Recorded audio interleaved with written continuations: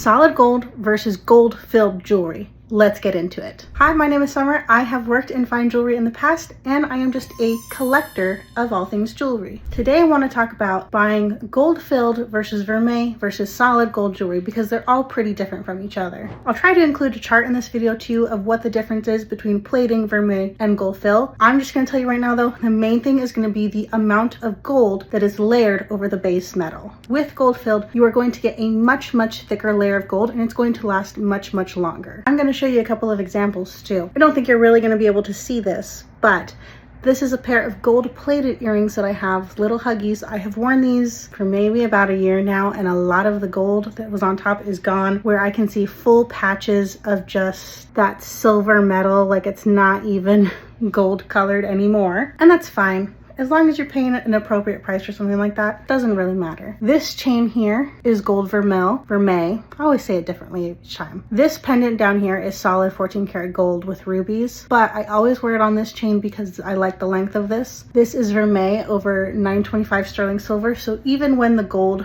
wears off, I like that it has silver underneath as the base. That's my preferred method if you're going to buy gold plated or Vermeil jewelry. I like when you have sterling silver as the base. Now let's get to gold filled. Personally, I like gold filled more than I like gold plated or Vermeil pieces because it just lasts so much longer. I'm going to show you two examples right now that are both pretty old pieces, but they look way better than any of my plated or Vermeil jewelry. Let's start with piece number one.